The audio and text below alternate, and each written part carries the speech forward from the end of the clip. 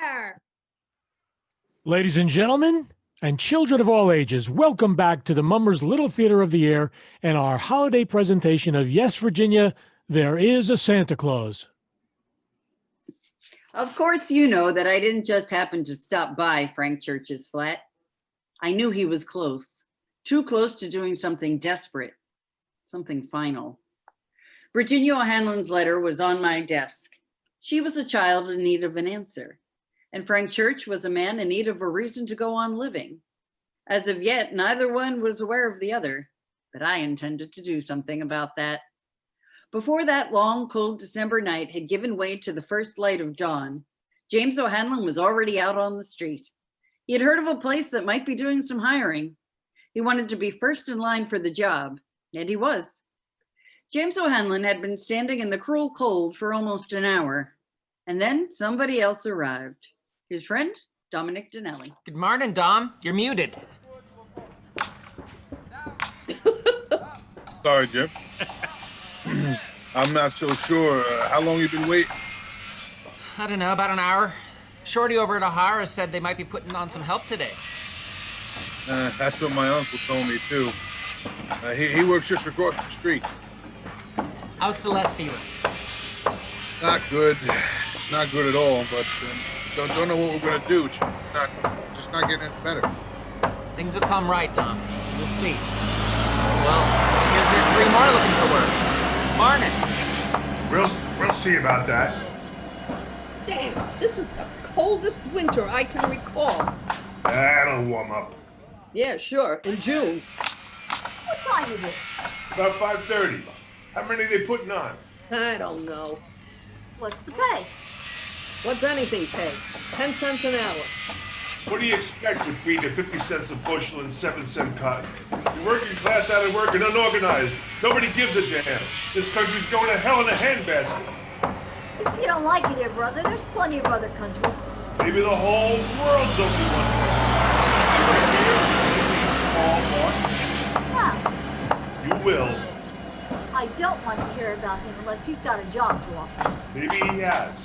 The international workers of the world. Maybe he's got a lot of jobs to offer. Then what are you standing around here for? Go find your friend Carl. All right, let me through here. Let me through. Why? Because I'm Tom Pryor and I do the hiring. Oh, sorry, Mr. Pryor.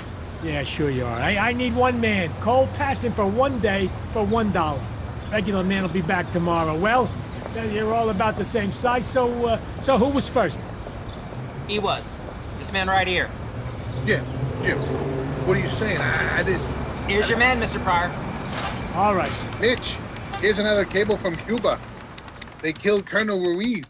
Looks like things are heating up down there. Yeah, Want me to follow up on this? yeah, for its follow-up. Okay. Nice crisp day, huh, Frank? All right, Ed, what's the assignment? Frank, we've worked together for a long time. Only you've been doing most of the work while I sit here gaining weight and losing my eyesight. Covered wars, famines, floods, anarchists, contagious diseases. And that's my job. And there's nobody better at it. Ed, are you sure your middle initial isn't B for Barnum or Buncombe? But this could be your toughest assignment I've ever handed you. Big? Very big. Important? Very important. Dangerous? Could be. Here, read this letter. Don't you know? I know that you're the man to do it. Just read the letter. Okay, Jesus. Dear editor, I'm 8 years old. Some of my... Is this your idea of a joke? No, it's my idea of an assignment. Hey, come on, Ed. I write editorials, remember? That's what I get paid for. I know what you get paid for. And this is going to be an editorial, right on the front page. You said it yourself, crime, corruption, controversy. That's what I write about. Not this time. Besides, this is controversial.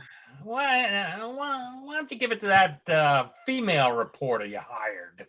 Because I'm giving it to you. What do I know about this? Frank, even you were a kid once. Yeah, and it took me years to get over it. Nobody gets over it. Frank, if you can answer this question, then you've answered a lot of other questions. You may not like my answer. I'll take that risk. Frank, maybe, just maybe, after all of your other editorials are forgotten, when all the issues of today are resolved, 100 years from now, when there are new issues to be considered, some kid will be asking this same question. And you, Frank P. Church, will have already written the answer. You'll print what I write? You write it, Francis? I'll print it. Mr. Church, I just finished an article. May I ask your opinion?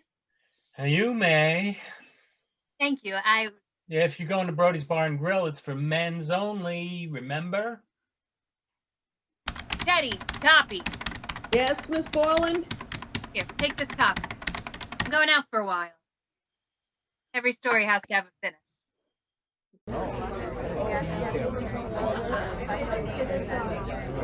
Hello, Mr. Churchin? Otho? Why, Mr. Churchin, yeah? Just one for the road, Otho. One bottle. Frank Church stood on the street of Brody's Bar and Grill, holding an unopened pint of rye in one hand and Virginia's letter in the other. I am 8 years old. Some of my little friends say there is no Santa Claus. Papa says, if you see it in the sun, it's so. Please tell me the truth. Is there a Santa Claus? Frank Church put the bottle of rye in one pocket of his overcoat and Virginia's letter in the other.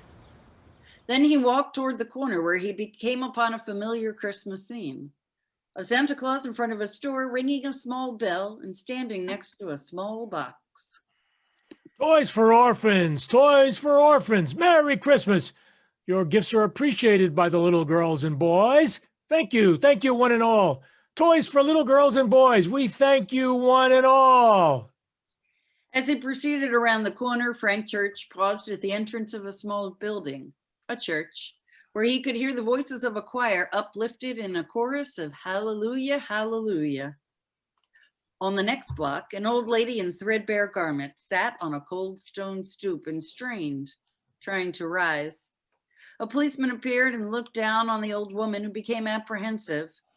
After a moment, the policeman reached out and helped her to her feet. The old woman looked with gratitude to the policeman. Oh, thank you. Merry Christmas, ma'am. As he walked on, Frank Church passed a Salvation Army soup kitchen where the poor and the hungry were being fed and comforted. He made his way into a park where a band played as children skated on the ice and laughed while their parents watched. A blind man sat on a bench with his white cane, smiling and keeping time with the music. Church sat on a nearby bench, watching and listening.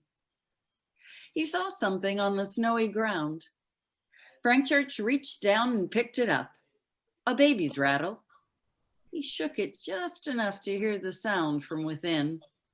Mommy, Daddy. A uniformed park attendant carried a little girl 4 or 5 years of age and did his best to comfort the lost child, crying out for her parents. Then a distraught young husband and his wife made their way to the attendant and their lost child. Mommy, Daddy. Mary, oh sweetheart. Thank heavens. Here, come to Mommy. It's all right, Mary. We're right here. Mommy and Daddy are right here with you. It's all right, baby. Hey, thank you, sir, very much. We were at the bandstand listening to music, and all of a sudden, she was gone. And well, thank you very much. You're very welcome, and I wish you all a Merry Christmas. Merry Christmas. God bless. Merry Christmas. Frank Church, the baby's rattle still in his hand. Then, at the wedding ring on his finger, gently he placed the baby's rattle on the park bench, rose, and moved on. Later, Frank Church knelt near the tombstone of his wife and baby. He placed fresh flowers at the grave, rose, and said a silent prayer, and then moved away. He stopped at a nearby receptacle, removed from his pocket the pint of rye, still full, and dropped the bottle into the trash. As he walked away, Andrea Borland appeared, smiled, and watched, as she had been watching since Frank Church left the office. That night, Frank Church went back to his desk in the city room of the Sun. He put a sheet of paper into the roller of his typewriter and thought about the question that an 8-year-old girl named Virginia O'Hanlon had asked. Please tell me the truth. Is there a Santa Claus? Then Frank Church proceeded to answer Virginia's question. Well, good morning, Mrs. Goldstein. What a nice surprise. Oh my God. I hate to ask, but could you nice people take this brisket off my hands? I don't understand. Since my dear dead Saul left me 3 years ago next September, I always cook too much. Habit, you know. I'd really appreciate if you enjoyed this with your family. It's the finest. Saul left me very well off, you know. Mrs. Goldstein. It's for you and your family. Now enjoy and Merry Christmas. Thank you. And a very happy Hanukkah to you, Mrs. Goldstein. God bless you. He always has. Oh, you go ahead. I'll close the door.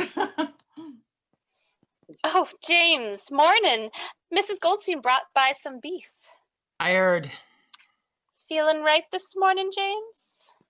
It's the day before Christmas. How should I feel, Evie? No work, no gifts, no tree, no... We have food on our table. Who put it there? Surely not me. I'm the breadwinner, Evie, or at least I should be. But who feeds us? Some old lady who says she cooks too much.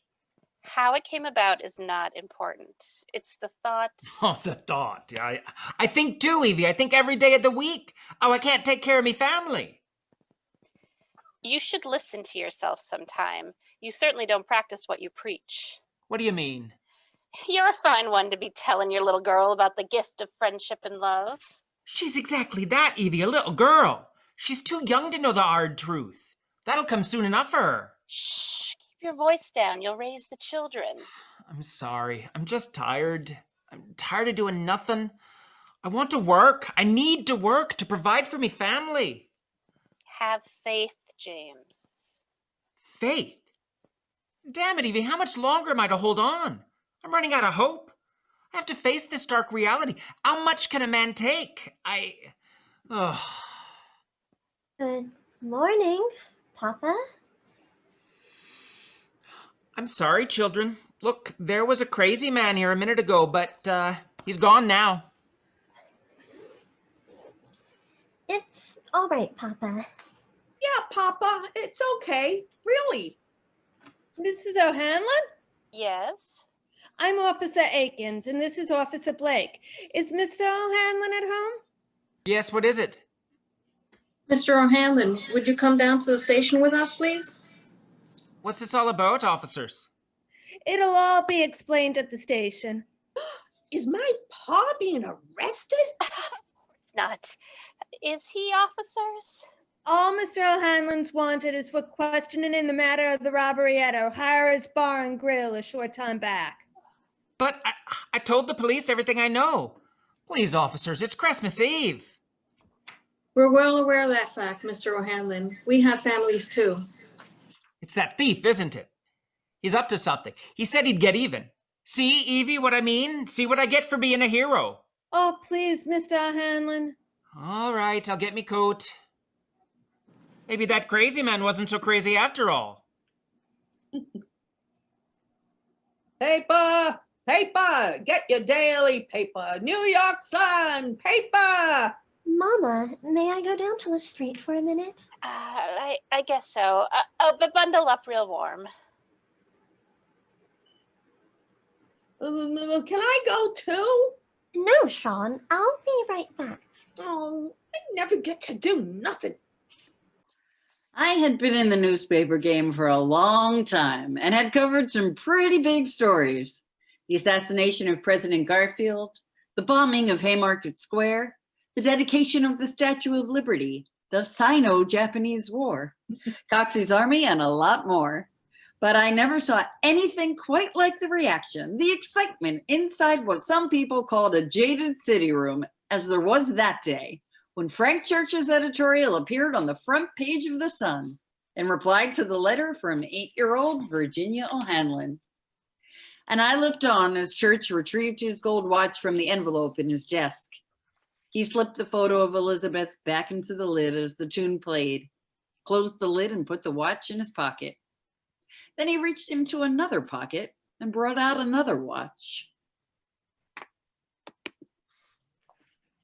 Teddy, come here. Right here, Mr. Church. Say, that article was a Real humdinger, huh? You bet.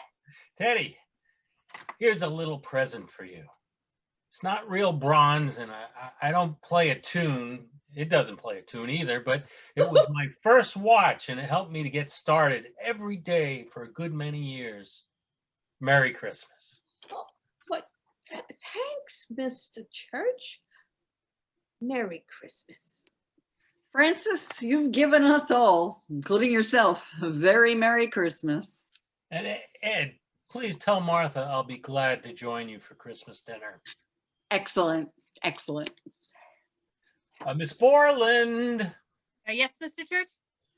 You are very adept at following people. I'd hoped you didn't notice. Yes, well, I did. Then, Mr. Church, I wonder if you'd mind following me. Now? Yes, now. Every story's got to have a finish. I had an idea where Andrea Borland was taking Frank Church, and it wasn't to Brody's Bar and Grill. That day, thousands upon thousands of people in New York were reading his editorial. In years to come, it would be read and reread by millions in many languages in many countries all over the world. But what about the little girl for whom it was meant? What about Virginia O'Hanlon? I don't know what's keeping your father, children. He's been gone. You think Papa's in jail? Sean, of course not. He's probably... Is this the home of the O'Hanlon clan? Am I in the right place? Papa! James, darling, we were so worried. What happened? What's all this you're carrying? A Christmas tree and a bag filled with... No Santa Claus, huh? No fate, no hope, huh? Well, I'm here to tell you different. What, Papa? Tell us. The tree, do you like it? It's the most beautiful cut-down tree I've ever seen. But if you don't tell us what this is all about, James O'Hanlon, I'll scream or faint or both. Virginia, place the gifts around. You don't step on them, Sean boy. Oh, I won't, Papa. You bet I won't. Don't scream, Evie, or faint. Just listen. Well, to make a long tale short. Oh, speaking of tales, there's something in this box I brought home for you. Here, I'll open it. For you, Sean, my boy, a kitten.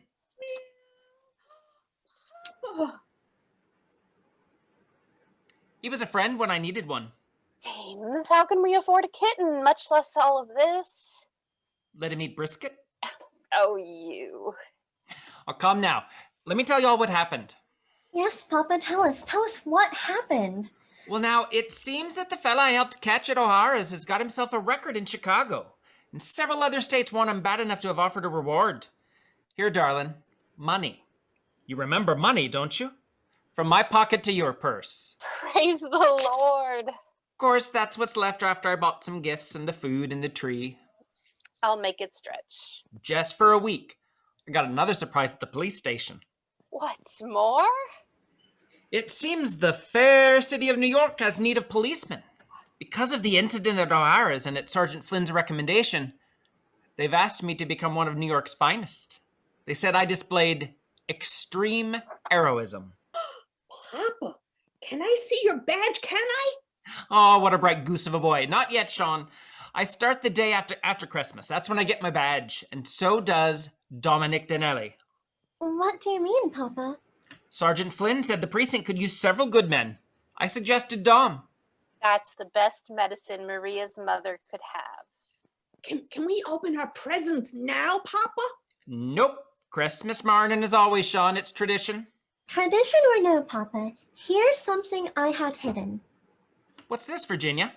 This present can't wait until tomorrow, Papa. It'll be too late. I found a penny and, well, it's for you. Please open it. All right. We'll make an exception since tomorrow will be too late. It's today's paper, Papa, and not a soggy, smelly one from yesterday. The newsboy let me have it for a penny. The spirit of generosity knows no bounds. Thank you, Virginia. I love you. I love you too, Papa.